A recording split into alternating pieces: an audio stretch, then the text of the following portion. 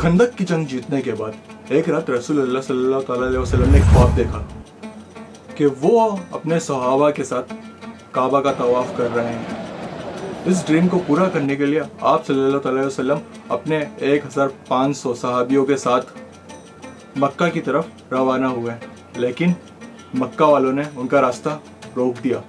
रसूलुल्लाह सल्लल्लाहु अलैहि वसल्लम ने उनके एम्बेसडर को कहा कि हम सिर्फ और सिर्फ उम्रा करने के लिए आए हैं, और वो शख्स वापस गया और मक्का वालों को कहा कि मैंने रोम के बादशाह कैसर को देखा है, और ईरान के बादशाह किसरा को भी देखा है, और यमन के बादशाह निजाशी को भी देखा है, लेकिन मैंने मोहम्मद जैसा बादशाह कभी नहीं देखा है। जब वो वज़ू करते हैं तो लोग उनके गिरते हुए पानी का एक कतरा भी ज़मीन पे गिरने नहीं देते। ऐसे आदमी और ऐसे फॉलोअर से लड़ना इम्पॉसिबल है। मैं तो कहता हूँ इनकी बात मान लो, लेकिन ऑफ कोर्स उन्होंने ये बात नहीं मानी। रसूलुल्लाह सल्लल्लाहु अलैहि वसल्लम ने हज़रत उमर को कहा कि तुम जाओ और उनसे बात करो, तो उन्होंने कहा मेरा कोई भी रिश्तेदार इतना स्ट्रॉन्ग नहीं है मक्का में क्योंकि जो मेरी प्रोटेक्शन कर सके, क्योंकि हज़रत उमर का ताल्लुक़ था बनु अदी से जो कि कुरैश में था, लेकिन इतना पावरफुल ख़ानदान नहीं था। हज़रत उमर ने कहा कि आप उस्मान को भेजें, क्योंकि उस्मान का ताल्लुक़ बनु उमैया से था।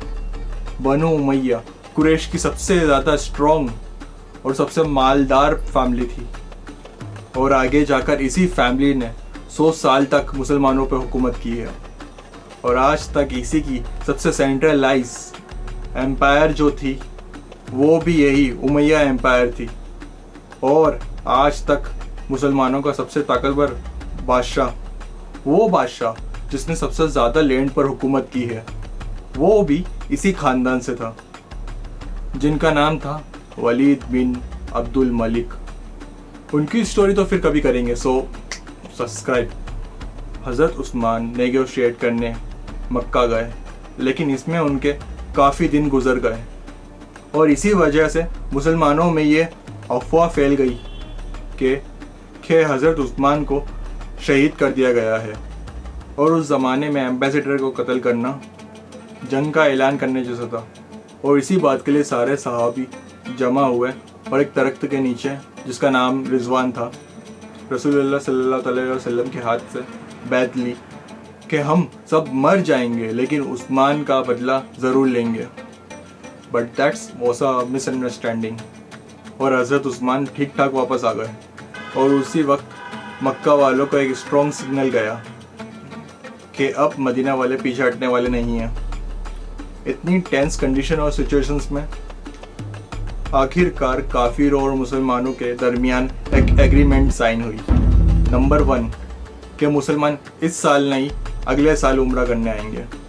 नंबर 2 मक्का और मदीना के दरमियान 10 साल तक कोई लड़ाई नहीं होगी। नंबर 3 अगर मदीना से कोई शख्स मक्का जाएगा इस्लाम छोड़कर तो उसके ऊपर कोई कार्रवाई नहीं होगी, लेकिन मक्का से कोई शख्स मदीना जाएगा इस्लाम कबूल करके तो उसको वापस करना होगा। किसी भी सहाबी को ये एग्रीमेंट पसंद बिल्कुल नहीं आई, क्योंकि इसमें तो क्लियरली लग रहा है कि मक्का वाले बिल्कुल बदमाशी कर रहे हैं। लेकिन रसूलुल्लाह सल्लल्लाहु अलैहि वसल्लम ने इन सारे सहाबियों की राय साइड में रख कर उस एग्रीमेंट पे मोहर लगा दी।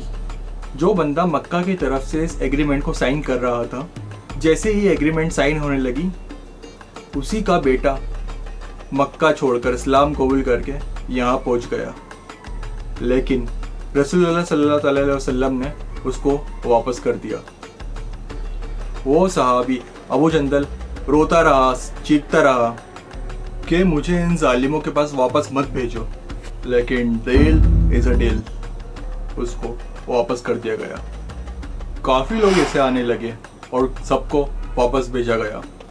एक बार और एक औरत मक्का छोड़कर मदीना आई, लेकिन उस औरत को वापस नहीं किया गया, क्योंकि मक्का वालों ने मुआहिदे में एक गलती की थी, और इस मुआहिदे में लिखा था कि एक आदमी मक्का से मदीना आएगा। आदमी, औरत का कोई जिक्र नहीं था। ऐसे ही एक आदमी मक्का छोड़ के इस्लाम कबूल करके मदीना आए तो उसे वापस कर दिया जाता था, लेकिन अगर कोई औरत आए तो उसे मज़े से रहने दिया जाता था। ऐसा सिस्टम चलता रहा और आखिर आगे एक शख्स आया, अबू बसीर, लेकिन रसूलुल्लाह सल्लल्लाहु अलैहि वसल्लम ने उसको भी वापस कर दिया। लेकिन किसी तरह वो वहाँ से भागकर मक्का और मदीना के बीच से इधर मिडिल ऑफ नोवे रहने लगा। आहिस्ता आहिस्ता एक एक करके बहुत से लोग मक्का से मदीना जाते और मदीना से इन्हें वापस भेज दिया जाता, तो वो मक्का को छोड़कर इधर अबू बसीर के साथ रहने लगे और ऐसे ही करके आहिस्ता आहिस्ता इनका पूरा टाउन आबाद हो गया। और इनकी लोकेशन इतनी परफेक्ट थी कि मक्का और शाम के दरमियान जो ट्रेड का रास्ता था बिल्कुल उसके पास आबाद थे। और उन्होंने आहिस्ता आहिस्ता मक्का वालों से अपना हिसाब लेना शुरू कर दिया। इस अबू बसीर के टाउन की वजह से मक्का वालों का मिलियंस एंड बिलियंस में नुकसान होने शुरू हो गया। आखिरकार मक्का वालों ने तंग आकर इस एग्रीमेंट का थर्ड पॉइंट, जो पॉइंट इन्होंने खुद बड़े खुश और पावरफुल होके डाला था, खुद ही कहा कि बस अब इसको ख़त्म करो और कहा कि अगर कोई मक्का से मदीना जाए तो उसे प्लीज़ बहुत अच्छे से रखो। और आहिस्ता आहिस्ता ये एग्रीमेंट इनके गले में फंसने लगा।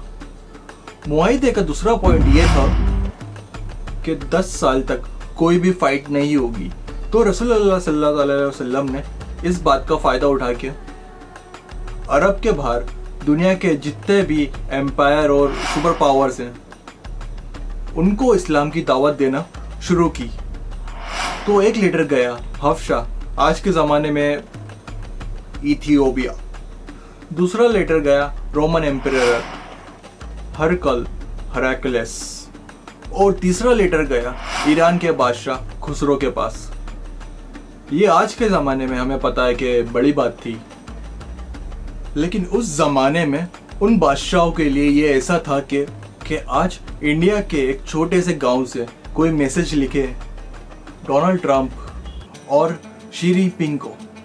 लेकिन डिफरेंस आज और उस ज़माने में सिर्फ ये है कि क्रिश्चियंस और यहूदियों को ये बात बहुत ही अच्छे से पता थी कि बहुत जल्द एक पैगंबर, एक मैसेंजर आने वाला है। हफ्शा का बादशाह नजाशी, जो एक क्रिश्चियन था, उसने तो इस्लाम कबूल कर लिया, लेकिन रोमन एम्परर को ये बात बहुत ही ज़्यादा अजीब लगी। उसने अपने एम्पायर के कुछ कुरैश लोगों को अपने महल बुलाया और उस टाइम अबू सुफियान भी रोमन एम्पायर में ही मौजूद थे। अबू सुफियान कुछ अरबियों के साथ रोमन एम्पायर के महल में पहुँचे और उनको मोहम्मद सल्लल्लाहु अलैहि वसल्लम के कैरेक्टर के बारे में बताया गया। रोमन एम्परर बहुत इम्प्रेस हुए मोहम्मद के कैरेक्टर के बारे में सुनकर और उन्होंने कहा कि, तो उसने बोला, मुझे पता था कि बहुत जल्द एक पैगंबर आने वाला है, लेकिन वो तुम अरबियों में से होगा ये मैंने कभी नहीं सोचा था। तो अबू सुफियान ने वहाँ से बाहर निकलकर अपने साथियों को बोला कि अब तो मोहम्मद से रोमन एम्परर का बादशाह भी घबराने लगा। ये तो थे दोनों क्रिश्चियन किंगडम्स, लेकिन ईरान के बादशाह ज़ोरास्ट्रियन पारसी थे जो आग की इबादत करते थे। खुसरो ने कि तुम लोग वो डेजर्ट से आके मुझे सिखाओगे कि ज़िंदगी कैसे गुजारनी है, और उस लेटर को फाड़ कर फेंक दिया। और उसने फिर 2 लोगों को रसूलुल्लाह सल्लल्लाहु अलैहि वसल्लम को मारने के लिए भेजा। वैडली इनफ कुछ ही दिनों बाद उसी के बेटे ने उसको मतलब मार दिया। जैसे ही वो लोग मदीना पहुँचे तो रसूलुल्लाह सल्लल्लाहु अलैहि वसल्लम ने उनको बुलाया और कहा कि जिस बादशाह ने तुम्हें मुझे मारने का ऑर्डर दिया है उसके अपने बेटे ने उसी को मार दिया। वो ये बात सुनकर हैरान हो गए और वापस चले गए। ऐसे करके आहिस्ता आहिस्ता इस्लाम का नाम पूरी दुनिया में मशहूर होने लगा। और वैसे भी मुआहिदे के हिसाब से मक्का से 10 साल तक कोई लड़ाई नहीं होनी थी। फिर मुसलमानों ने मक्का को छोड़कर अपनी सारी अटेंशन खैबर की तरफ की।